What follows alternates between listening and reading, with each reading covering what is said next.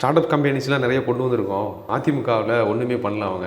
பொய்க்குன்னு உலகத்திலேயே ஒரு முதலமைச்சருக்கு விருது தரணும்னா அது ஸ்டாலின் தான் தர முடியும். தானாக வர முதலீட்டை கூட இவங்க கமிஷன் கேட்டு தக்க வைக்காம அதை விரட்டி விட்டுக்கிட்டு இருக்காங்க. இவங்க வெளிநாட்டுக்கு போய் இந்த புரிந்துணர்வு ஒப்பந்தம் பேசலை. இவங்க முதலீடுகளை வெளிநாட்டில் பதுக்கிறதுக்கு போகிறாங்க. இன்றைக்கி வேலை வாய்ப்பு கிடைக்குதுன்றது மாலில் என்ன வேலை வாய்ப்பு வந்துட போகுது. அதை விட நம்ம மளிகை கடையிலே அதிகமான சம்பளம் தருவாங்க. அவங்களுடைய நிறுவனங்கள்லாம் பெரிய பெரிய கார்பரேட் நிறுவனங்கள் தான் அவங்க நடத்திட்டு இருக்காங்க. இவங்க போய் அங்கே சந்திக்கிறாங்கன்னா யாரை போய் சந்திக்கிறாங்க? துபாயில் போய் யாரை சந்தித்தாங்க? முதலமைச்சர் போய் சந்தித்த ஜாபர் சாதிக்கினுடைய கூட்டாளி தானே. அஃபீஷியலாகவே என்ன சொல்கிறாங்கன்னா, நாங்கள் 10 லட்சம் வேலைவாய்ப்புகளை உருவாக்கியிருக்கோம். தமிழ்நாட்டு பணியாளர்களுக்கு அந்த வேலைவாய்ப்பு கிடைச்சதா? நீங்கள் உருவாக்கின வேலைவாய்ப்பு இன்றைக்கி தமிழ்நாட்டில் இருக்க அடிப்படையான வேலை வாய்ப்புகள்லே இன்றைக்கி எல்லாம் வடநாட்டுக்காரன் உட்காந்துட்டு இருக்கான். அதை போய் கண்டிப்பாக பார்த்து உடனடியாக சிஎம் கிட்ட சொன்னால் சந்தோஷப்படுவார். சிஎம் கிட்ட சொல்லி சிஎம் அவருக்கு அப்பாயின்மெண்ட்டு கொடுத்து கடைசியில் பார்த்தா அவன் கல்கட்டாவில் ஏதோ ஒரு பஜாரில் வாங்கிட்டு வந்த கோப்பு.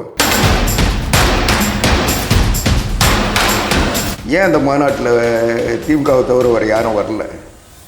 கூட்டணி கட்சிகள் வரலன்றீங்க? ஆமாம், அது திமுகவோட மாநாடாக இருக்கலாம். தேர்தல் திமுக மட்டும்தான் சந்திக்குதா? கூட இருக்க கட்சியெல்லாம் யாரும் இல்லையா?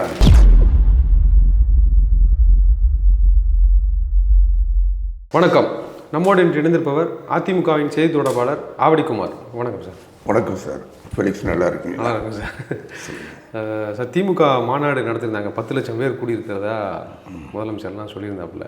நிறைய குற்றச்சாட்டுகள்லாம் அதிமுக மேலே வச்சுருந்தாங்க. ஸ்டார்ட் அப் கம்பெனிஸ்லாம் நிறைய கொண்டு வந்திருக்கோம். அதிமுகவில் ஒன்றுமே பண்ணல அவங்க. பெரிய அளவில் ஒன்றும் பண்ணல. அவங்களோட ஜாஸ்தியாகவே 13% அளவுக்கு நாங்கள் பெரிய அளவில் கொண்டு வந்திருக்கோம் அப்படின்னு.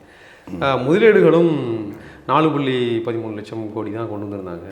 நாங்கள் அதை ட்ரிபிள் மடங்காக மாற்றிருக்கோம் அப்படின்லாம் சொல்லி. இவங்க போட்ட ஒப்பந்தத்தில் எவ்வளோ கொண்டு வந்தாங்க, எத்தனை பேருக்கு வேலை கொடுத்தாங்க, எத்தனை கம்பெனிகள் தொடங்கியிருக்காங்க. தமிழ்நாட்டில் இருக்கிற கம்பெனிகள்லாம் ஆந்திராவுக்கு அனுப்பிட்டு இருக்காங்க. வாஸ்கான் ஆந்திராவுக்கு ஏன் போச்சு அதுக்கு விளக்க சொல்லணும்ல. கூகுள் புதிய தொழில்நுட்பத்தை தமிழ்நாட்டில் தொடங்க வந்தவங்களை ஆந்திராவுக்கு அனுப்பி விட்டாங்க. 7 முறை உலக சுற்றுப்பயணம் போனார் குடும்பத்தோட தனி விமானத்தில். ஆனால் ஆந்திரா முதலமைச்சர் எத்தனை முறை சுற்றுப்பயணம் போனார்? அவர் உட்கார்ந்த இடத்துலேருந்து இன்றைக்கி சாதிச்சுட்டு அவங்களுடைய தொழில் வளர்ச்சி விகிதம் 24.5%. தமிழ்நாட்டினுடைய வளர்ச்சி விகிதம் 4.6. ஏறத்தாழ இந்தியாவிலேயே 6வது இடத்துக்கு போயிட்டாங்க. இந்த லட்சத்தில் மேடை போட்டு சவால் விட்டுக்கிட்டு ஏமாற்றிக்கிட்டு இன்னும் இந்த நாட்டு மக்கள் ஏமாறுவாங்க. 525 வாக்குறுதி கொடுத்து அதை செய்கிறேன் இதை செய்கிறேன்னு சொல்லி பொய்யா சொல்லி நாட்டில் பொய்க்குன்னு உலகத்திலேயே ஒரு முதலமைச்சருக்கு விருது தரணும்னா அது ஸ்டாலின் தான் தர முடியும். அந்த அளவுக்கு அவர் பாட்டுக்கு வாயை திறந்தால் பொய், அவருக்கு எழுதி கொடுக்குறவன் தான் பொய்யா எழுதி தராங்கன்னா இவர் அதை பொய்யா படித்து ஒரு தோற்றத்தை உருவாக்கிட்டு இருக்காரு. இப்போ யார் அவர் இன்னைக்கு முதலீடுகளை சுத்தமாகவே கொண்டு வரலன்றீங்களா? முதலீடு இவர் இல்லைங்க. ஆந்திரா முதலமைச்சர் இன்னைக்கு ஆந்திராவில் தொழில் முதலீடுன்னா அவர் போய் உலகத்துக்குள்ளே இழுத்துட்டு வந்தாரா இல்லை ஈர்த்துட்டு வந்தாரா? அவர் போய் எங்கன்னா புறாவுக்கு பொறி போட்டாரா? அப்போ எதுக்கு சுற்றுப்பயணம்? இல்லை, அது தானாக வர முதலீட்டை கூட இவங்க கமிஷன் கேட்டு தக்க வைக்காம அதை விரட்டி விட்டுக்கிட்டு இருக்காங்க. இவங்க வெளிநாட்டுக்கு போய் இந்த புரிந்துணர்வு ஒப்பந்தம் பேசலை. இவங்க முதலீடுகளை வெளிநாட்டில் பதுக்கிறதுக்கு போகிறாங்க. ஏதாவது புதுசாக இங்கே இருக்கிற நிறுவனங்கள் அதை விரிவாக்கத்துக்கு இடம் கேட்டாங்கன்னா சரி நீங்கள் வாங்க எல்லாத்தையும் பேசிவிட்டு செட்டில்மெண்ட் மட்டும் அங்கே பண்ணுங்க. ஏன்னா இங்கே பண்ணால் இந்தியன் கரன்சியில் பண்ணுவீங்க, அதை நாங்கள் வெளிநாட்டுக்கு கொண்டு போகிறது கஷ்டமாக இருக்குது. நீங்கள் அங்கேன்னா அங்கேருந்து டாலர்லேயே நாங்கள் வாங்கிக்கிறோம் அப்படின்னு இவங்க போய் வாங்கின்னு வராங்க. அதுக்கு தான் இவங்க வெளிநாட்டு பயணமே தவிர இவங்க தொழில் முதலீட்டை ஒன்றும் இருக்கல. இங்கே இருக்கிற லூலு மார்ட்டுக்கு ஒப்பந்தம் போடுறதுக்கு ஏன் ஜெர்மனுக்கு போனோம், ஏன் துபாய்க்கு போனோம்? இவங்க இங்கே இருக்கிற பாஸ்கான் விரிவாக்கத்தை போடுறதுக்கு வெளிநாட்டுக்கு போகணுமா? இவங்க போட்டதெல்லாம் இங்கே இருக்கிற கம்பெனிகளுடைய விரிவாக்கம் அல்லது இந்த மார்ட்டுங்க, இந்த மாலுங்க. இன்னைக்கு வந்து சில்லறை வணிகத்தில் அந்நிய முதலீடு காங்கிரஸ் திமுக ஆட்சி காலத்தில் மன்மோகன் சிங் பிரதமராக இருக்க சொல்ல கொண்டு வந்தது. அதனுடைய தாக்கம் இன்னைக்கு இந்தியா முழுக்க இந்த மால் கலாச்சாரம் மாறி போச்சு. மளிகை கடைகள் எல்லாம் மாலாக மாறி போச்சு. அதனால் அவங்க இன்னைக்கு அவங்க தொழில் பண்ணுறவங்க எல்லாரும் இங்கே தேடி தானே வருவாங்க. ஒரு தொழில் நடத்துகிறவங்க அவங்க வந்து வர்றது வந்து தமிழ்நாட்டினுடைய பொருளாதாரத்தை விரிவாக்குறதுக்கோ, இங்கே இருக்கிற வேலைவாய்ப்பை பெருக்கிறதுக்கோ, இல்லை இங்கே இருக்க மக்களுக்கு சேவை செய்கிறதுக்கோ இல்லை. அவங்களுடைய பொருள் சந்தைப்படுத்துறதுக்கு இங்கே வந்து நல்ல சந்தை தடம் இருக்கிறதுக்கு தான் வருவாங்க. அவங்க வந்து இங்கே என்ன கண்காட்சி நடத்த வராங்க. அங்கே இங்கே தமிழ்நாட்டில் இச்சமாக இருக்கான், நிறைய பேர் வாங்கிப்பான். இதை என்ன வேலை சொன்னாலும் வாங்கிப்பான்னு சொல்லிட்டு இதை இங்கே தான் விற்க முடியும்னு இங்கே வருவாங்க. அதுதானே வெளிநாட்டு கம்பெனிகள் இங்கே எதுக்கு வராங்க, எதுக்கு இங்கே தொழில் தொடங்குறாங்க? அவங்களுடைய பொருட்களை சந்தைப்படுத்துவதற்குரிய நமக்கும் வேலை வாய்ப்புகள்லாம் கிடைக்கும்ல. நீங்கள் இன்னைக்கு வந்து வேலை வாய்ப்பு கிடைக்குதுன்றது ஒரு மாலில் என்ன வேலை வாய்ப்பு வந்துட போகுது? அதை விட நம்ம மளிகை கடையிலே அதிகமான சம்பளம் தருவாங்க. நீங்கள் இன்றைக்கி அந்த சாம்சங் எடுத்துங்க, என்னாச்சு? ட்ரேட் யூனியன் ஆக்ட் அங்கே வேலை செய்யுமா? எங்கள் செங்கோடியை தூக்கி அங்கே போய் நிற்க முடியுமா? அடி பின்னி எடுத்தாங்கல்ல.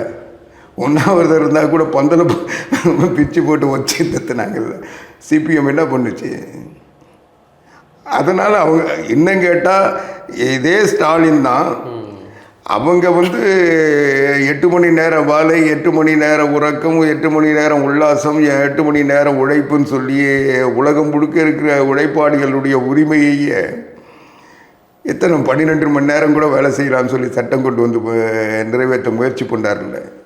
அன்னைக்கு அனைத்து இந்திய அண்ணா திராவிட முன்னேற்ற கழகத்தினுடைய பொதுச் செயலாளர் புரட்சி தமிழர் எடப்பாடியார் எதிர்ப்பு தெரிவித்து, அதுக்கு பிறகு அவங்க கூட்டணி கட்சிகள் எல்லாமே வந்து அதுக்கு ஒத்துழைக்க முடியாத ஒரு சூழ்நிலையில் அவங்களும் குரல் கொடுக்கறதா ஒரு தோற்றத்தை உருவாக்குனாங்க. அதுக்கப்புறம் நாங்கள் வந்து பரிசீலனை பண்ணுறோன்னு சொல்லி அதை இது ஒன்றாங்க.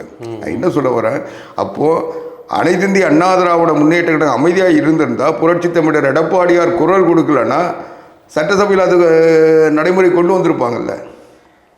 அப்போ இது என்ன கம்பெனிகள் அந்த வெளிநாட்டு முதலாளிகளுக்கான அரசா இல்லை தமிழ்நாட்டு உழைப்பாளிகளுக்கான அரசா?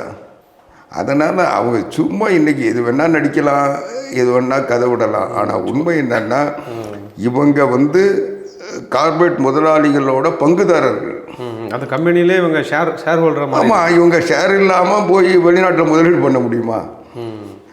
இவங்க வந்து இன்னைக்கு வந்து அவங்களுடைய நிறுவனங்கள்லாம் பெரிய பெரிய கார்பரேட் நிறுவனங்கள் தான் அவங்க நடத்திட்டு இருக்காங்க.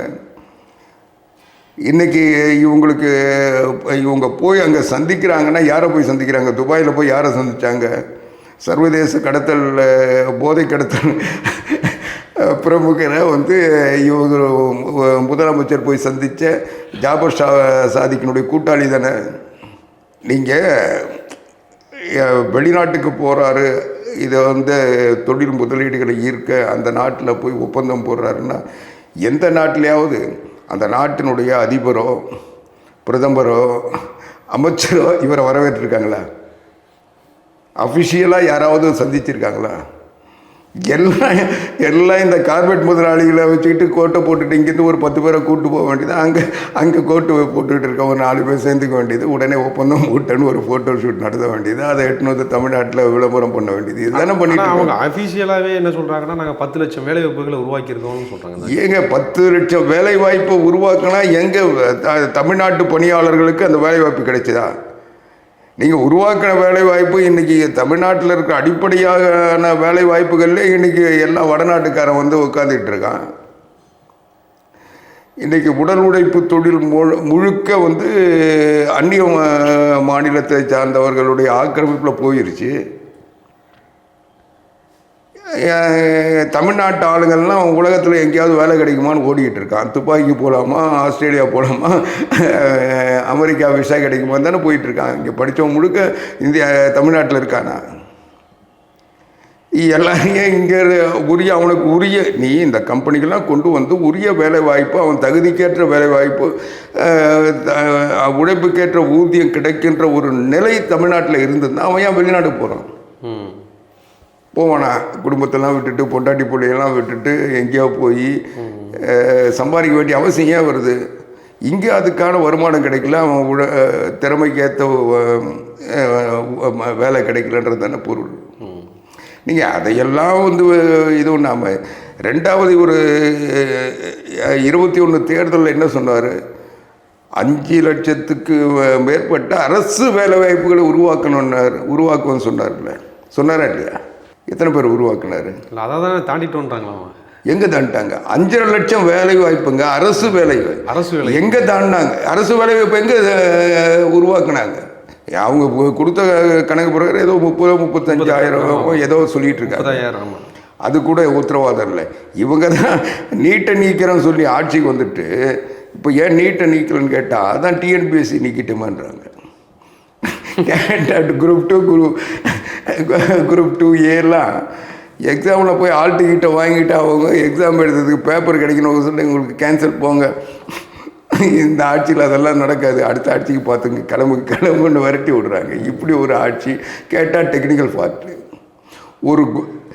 ஒரு சாதாரணமாக ஒரு தேர்வை நடத்துவதற்கு கூட தெப்பில்லாத, துப்பில்லாத, வக்கில்லாத, திராணி இல்லாத ஒரு அரசு, அதுக்கு ஒரு முதலமைச்சர் கொஞ்சம் கூட வைக்கலாமல் ஒரு எவ்வளோ கேவலம் அது. முன்னேறிய நாடு, வளர்ச்சி அடைந்த மாநிலம், உலகத்திலேயே கனடாவிலேருந்து இவங்கக்கிட்ட கேட்டு தான் அவங்க வந்து காலை சாப்பாடை போடுறாங்க. அதுக்கு முன்னே பட்னி கிடந்தாங்க. இப்படியெல்லாம் டைலாக் அடிக்கிறாங்க. கடைசியில் ஒரு எக்ஸாம் நடத்த முடியுதா? குரூப் 2 எக்ஸாம் வந்து அவன் பாவம் ஒரு வருஷமாக வந்து ப்ரைவேட் இன்ஸ்டிடியூஷனில் போய் அவங்க கோச்சிங் கிளாஸ் எடுத்து ராத்திரி பகல் படித்து அவங்க வந்து அதுக்கு ப்ரிப்பேர் ஆகி எக்ஸாம் ஹாலுக்கு வந்த பிறகு அங்கே வச்சு ரத்து பண்ணிட்டேன்னு சொல்கிறாங்க. நான் முதல்வன் திட்டத்தில் 40 பேர். ஆமாம், 40 பேர் நான் முதல் திட்டம் இல்லைன்னா யாரும் வந்து எக்ஸாமே எழுதுனதில்லை, பாஸ் பண்ணதில்லை. இப்போ கூட அந்த ஒரு அம்மா அதை போட்டிருக்காங்க. அதை வந்து சைததுரைசாமி அவருடைய இதுவில் படித்து தேர்வு பண்ணாங்க. மனிதநேய அந்த அறக்கட்டளையினுடைய வகுப்பில் சேர்ந்து படித்தாங்கன்னு சொல்லிட்டு அவங்க வந்து அவருக்கு புக்கே கொடுத்து நன்றி தெரிவித்தாங்க. அது அந்த ஃபோட்டோ தினத்தந்திலேருந்து எல்லா பத்திரிகையும் வந்தது இல்லை. அவங்க அப்பா வேறு மாதிரி இன்டர்வியூ கொடுத்துருந்தாருல்ல. அது இல்லைங்க, நான் என்ன சொல்கிறேன், அதுன்னா ஒரு முதலமைச்சர் நடந்து அதை கூட மாற்றி கொடுக்க முடியாதா? அவங்க அப்பா இல்லை, அவங்க அடுத்து அவங்க அப்பா மறுத்திருந்தாருன்னா இல்லைங்க, அவங்க அப்பா மறுத்திருந்தாருன்னா அவங்க சித்தப்பா விட்டு அறிக்கை கொடுத்துருப்பாரு. அதாவது அந்த அம்மா எதுக்கு வந்து சைததுரைசாமி பார்க்கணும்?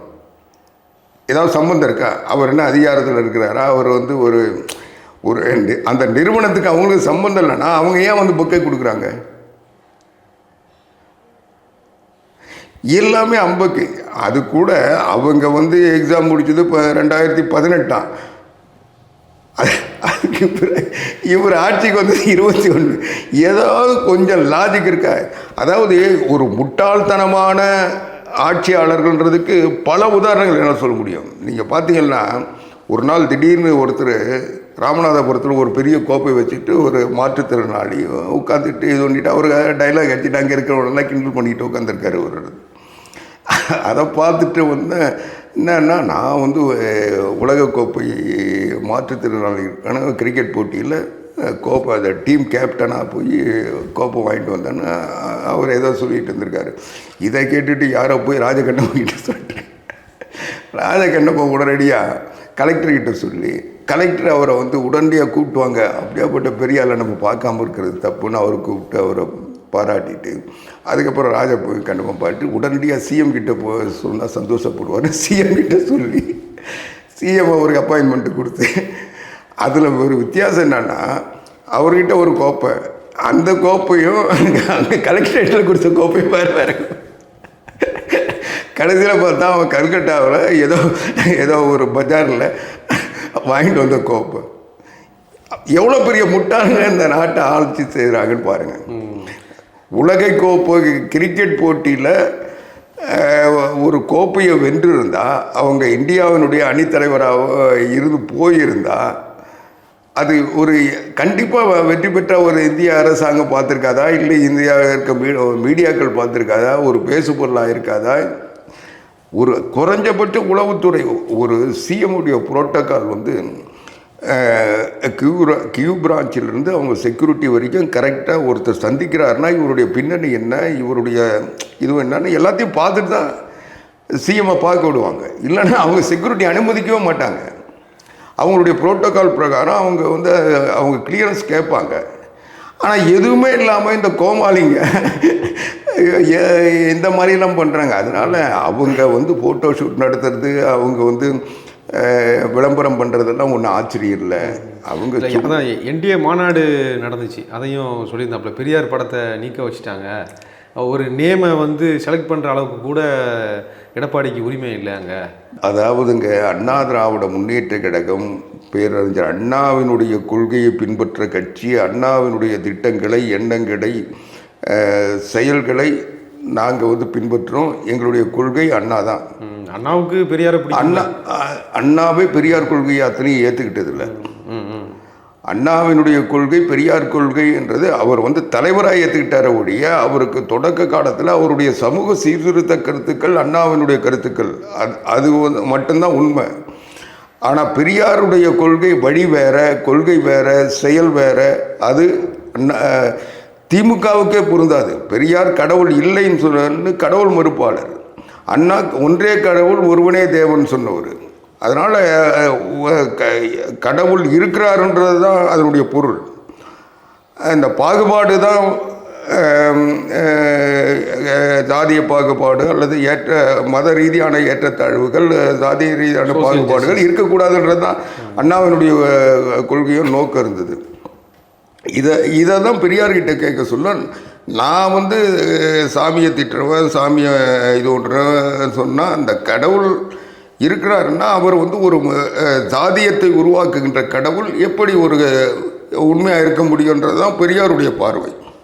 அண்ணா அவரே என்ன சொன்னார், நான் வந்து அரசியலுக்கு வரலைன்னா அதுக்கு என்ன காரணம், அரசியல் வந்தால் இதில் சமரசம் பண்ணணும். நான் வந்து பெரிய கடவுள் இல்லைன்னு சொல்லிட்டு போய் சாமி கும்பிட்றவங்கிட்ட போய் ஓட்டு கேட்க சொல்ல, அவங்க அதை அவங்களுக்காக நான் சமரசத்துக்கு போக வேண்டியிருக்கேன். அந்த சமரசம் என்னால் செஞ்சிக்க முடியாது, என்னுடைய கொள்கை இதுதான். அதனால் நான் எந்த நிலையிலையும் அரசியலுக்கு வரமாட்டேன்னு அவர் அரசியல் இருந்தார். ஆனால் அண்ணா வந்து அதிலிருந்து மாறுபட்டு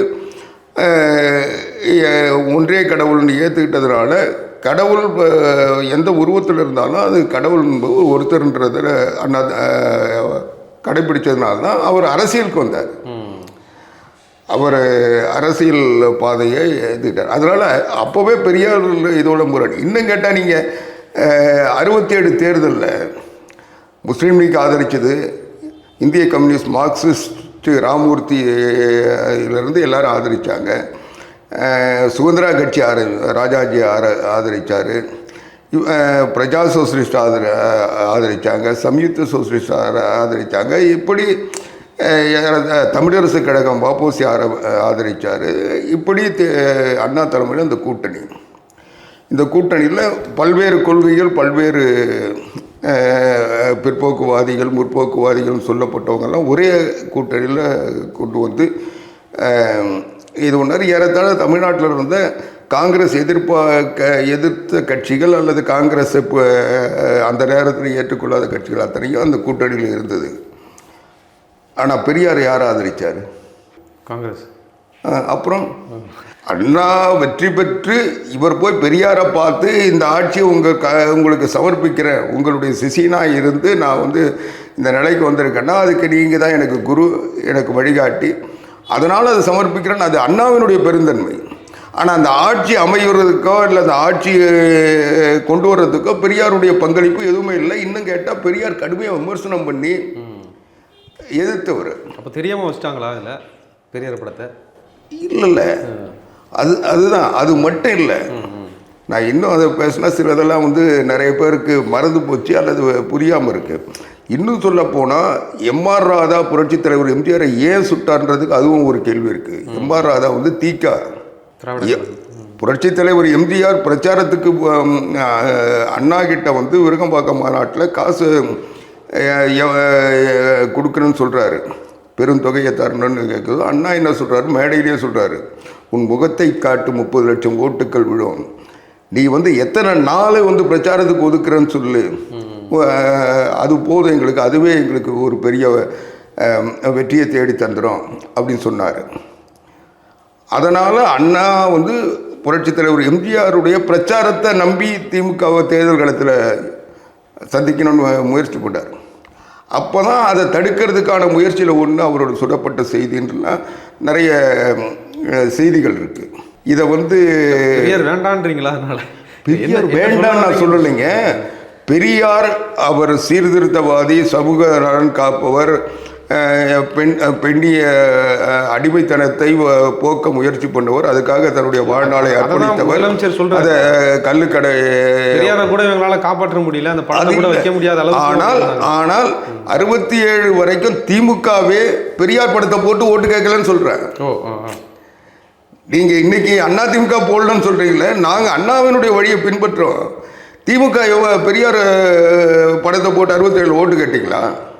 அவர் இறந்ததுக்கு அப்புறம் தான் பெரியார் அவர் உயிரோடு இருக்க சொல்ல 71 அண்ணா 69 மறைஞ்சதுக்கு பிறகு புரட்சித் தலைவர் எம்ஜிஆருடைய தயவுல கருணாநிதி முதலமைச்சர் ஆயிடுறாரு.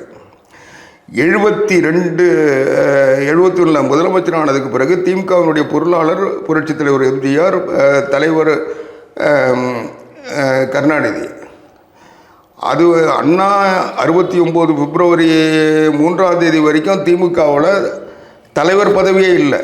அண்ணா என்ன சொன்னார், இது பெரியாருக்காக நான் வச்சுருக்கேன், அவர் அமர்ந்த அந்த இருக்கையில் வேற யாரும் அமர்றதுக்கு தகுதி இல்லை, எங்களுக்கெல்லாம் அந்த தகுதி இல்லை, நாங்கள் வெறும் தொண்டர்கள், நாங்கள் வந்து செயல்படக்கூடியவர், அதனால் செயலாளர்களாக இருப்போமே தவிர தலைவர்ன்றது பெரியார் மட்டும்தான்னார்.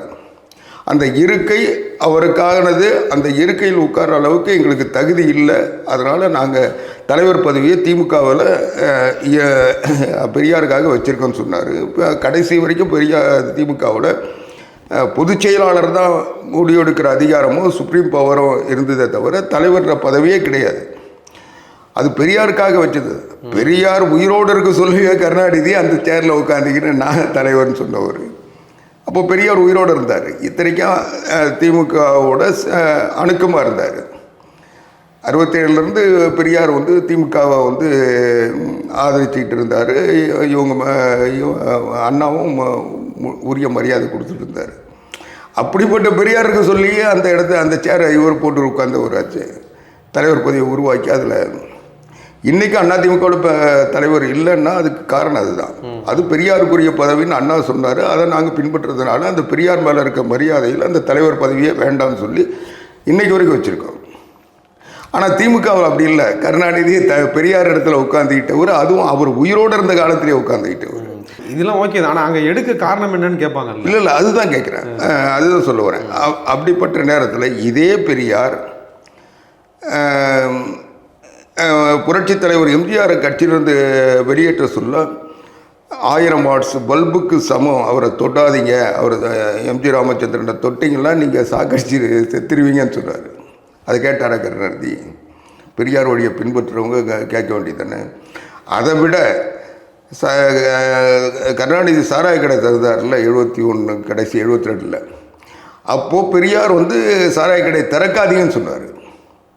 ஏன்னா அவர் கல் மரங்கள்லாம் வெட்டி அவருடைய தோட்டத்தில் இருந்த கல் மரத்தெல்லாம் வெட்டினவர் பெரியார், கல்லுக்கடை எதிர்ப்புக்காக. அவர் திறக்க வேணாம்னு சொன்னார். கருணாநிதி கேட்டாரா? என்னவோ கருணாநிதி அப்படியே பெரியார் கொள்கையை பின்பற்றதை இன்றைக்கி நான் இன்னும் சொல்கிறேங்க. 2021 நாங்கள் திராவிட மாடல் ஆட்சி அமைக்க போகிறோம்னு சொல்லி ஸ்டாலின் ஓட்டு கேட்டாரா? ஆட்சிக்கு வந்த பிறகு இது வந்து நாங்கள் என்றைக்கும் சொல்கிறோம், புரட்சித் தலைவர் எம்ஜிஆர் காலத்திலும் சரி, அதுக்கு பிறகு அம்மா காலத்திலையும் இது அம்மா ஆட்சி எம்ஜிஆர் ஆட்சின்னு நாங்கள் உரிமையோடு சொல்கிறோம். ஏன்னா அவங்க செஞ்ச திட்டங்கள் நாங்கள் இன்றைக்கி அதை செயல்படுத்துகின்ற போது அந்த திட்டத்தினுடைய பலன் மக்களிடம் கிடைத்திருக்கின்றதுனால அந்த திட்டத்தை சொன்னால் அந்த தலைவர்களை இன்றைக்கும் மதிக்கிறாங்க. ஆனால் ஸ்டாலினால் சொல்ல முடியாது. அதனால் இது கருணாநிதி ஆட்சின்னு சொன்னால் காரி துப்பு போகிறாங்கிறதுக்காக அது திராவிட மாடல்னு ஒரு புது பேரை கேட்டுக்கிட்டு, திராவிட மாடல்னால் இந்த அதிமுக தோன்றி 54 வருஷம், 54 வருஷத்தில் 32 வருஷம் அதிமுக ஆட்சியில் இருந்தது. திமுக உருவாகி 75 வருஷம், 75 வருஷத்தில் 18 வருஷம்தான் ஆட்சியிலேயே இருந்திருக்கீங்க. நீங்கள் எப்படி இந்த 50 வருஷம் நடந்த அத்தனை சாதனைக்கு நாங்கள் தான் செஞ்சோம்னு சொல்லி திராவிட மாடல்னு திராவிட மாடல்னு சொல்ல மட்டும் அதிமுக செஞ்சதெல்லாம் சேர்த்து வச்சுக்கிட்டு பட்டியல் போட தெரியுது. அந்த மாநாட்டில் இன்னொரு ஆள் ரொம்ப சந்தோஷமாக ரொம்ப சிரிச்ச முகத்தோடு இருந்தாருன்னெலாம் போட்டு பின்ன போய் அங்கே அழுதுகிட்டு இருந்தால் வந்து அத்தனை பேரும் இந்த ஆளே அழுகுறான், நம்ம இந்த ஆளை நம்பி வந்தோமேன்னு கேட்டு போக மாட்டாங்க. இன்னொன்று தெரிஞ்சுங்க, 50,000 அது வந்து விஜயை பார்த்து மிரண்டு இவங்க பண்ண ரேம்ல இருந்து எல்லாமே விஜயை ஃபாலோ பண்ண ஆரம்பிச்சுட்டாங்க. இன்னைக்கு அண்ணா நடத்துல மாநாடு மாதிரி இருந்ததா? அண்ணா காலத்தில் மாநாடு அப்படி இருந்ததா? ஏன் கருணாநிதி காலத்தில் மாநாடு அப்படி இருக்குமா? விஜய் காலத்து மாநாடு அவங்க நடத்துகிறாங்க. விஜயை பார்த்து எந்த அளவுக்கு மிரண்டு போயிருக்காங்கன்றதுக்கு அது ஒரு எடுத்துக்காட்டு. அதனால் இது வந்து ஸ்டாலின், நான் இன்னொன்று கேட்குறேன், இப்போ என்ன சொல்லிட்டு இருக்காங்க, திமுக கூட்டணி ஸ்ட்ராங் ஆகி போச்சு, 22 கட்சிகள் இருக்குது, அதை 22 இல்லை 72 இன்னும் வரப்போகுதுன்னு சொல்லிட்டு இருக்காங்க. அது வந்துட்டு போட்டோம், அது எங்களுக்கு பேசுபொருள் இல்லை. நான் கேட்குறது, திமுக கூட்டணி தானே தேர்தலை சந்திக்க போகுது. திமுக கூட்டணி தானே பலமான கூட்டணி. ஏறத்தாழ ஒரு 9-10 வருஷமாக இணக்கமாக இருக்குங்க, பிணக்கமாக இருக்குங்க, 2 பேரும் எல்லாரும் கட்டி பிடிச்சிட்டு ஒன்றா உட்காந்துருக்கீங்க. ஏன் அந்த மாநாட்டில் திமுகவை தவிர வேறு யாரும் வரல? கூட்டணி கட்சிகள் வரலன்றீங்க? ஆமாம், அது திமுகவோட மாநாடாக இருக்கலாம். அப்போது நீங்கள் சொன்னீங்கல்ல, இவங்க வந்து ஒரு பெரிய மாநாடு நடத்தி தேர்தலை சந்திக்க போகிறாங்கன்னா, தேர்தல் திமுக மட்டும்தான் சந்திக்குதா? கூட இருக்க கட்சியெல்லாம் யாரும் இல்லையா? அந்த கேள்வி வருமா வராதா? நீங்கள் தேர்தலுக்காக மாநாடுன்னா தேர்தலில் திமுக தனியாக போகுது, கூட்டணி கட்சிகள் ஏன் இடம் இல்லை? இந்த கேள்வியெல்லாம் வராது. சும்மா அவங்க வந்து ஆட்சி இருக்கிறதுனால, காவல்துறை கையில் இருக்குது, அதிகாரிகள் கையில் இருக்குது, அதனால் கடைசி மாநாடு, இதுக்கப்புறம் வந்து ஆட்சியும் இருக்க போகிறதில்ல, நேருவும் நாட்டில் நடமாட போகிறதில்ல, அப்புறம் போக வேண்டிய இடத்துக்கு போகிறாரு. அதான் சார், இப்போ திமுக விஜயை பார்த்து பயப்படுறாங்கன்னு நீங்கள், அப்போ விஜயை பார்த்து பயப்படுறாங்கன்னு இல்லைங்க, விஜயை பார்த்து அவர் ரேம் போட்டு நடக்கிறதுனால தான் கூட்டம் வருதுன்னு அவங்க நினைக்கிறாங்க. எல்லாரும் வந்து ரசிகர்கள்லாம் வந்து பாவனை பண்ணுறாங்க, அந்த அந்த ஜனத்திரெல்லாம் அதை தான் ரசிக்க வருது அப்படின்னு நினச்சிக்கிட்டு ஸ்டாலின் தொடர்ந்து அவர் வந்து திமுக வாக்குகளை பிரிப்பார் அப்படின்னும் அதிமுக சார்பில் அதான் சொல்லிக்கிட்டே இருக்காங்க. அது உண்மை தானேங்க. இல்லை, அதான் இப்போ நான் என்ன சொல்கிறேன்னா, இப்போ பவன் கல்யாண் மூலியமாக விஜயா வந்து என்டிஏ கூட்டணியில் சேர்க்கறதுக்கான வேலையும் நடக்குது. அண்ணா திராவிட முன்னேற்ற கழகத்தினுடைய செய்தி தொடர்பாளராக உறுதியாக சொல்கிற, அனைத்திந்திய அண்ணா திராவிட முன்னேற்ற கழகம் தாவேக்காவோடு கூட்டு சேர்வதற்குரிய எந்த முயற்சியும் எடுக்கலை.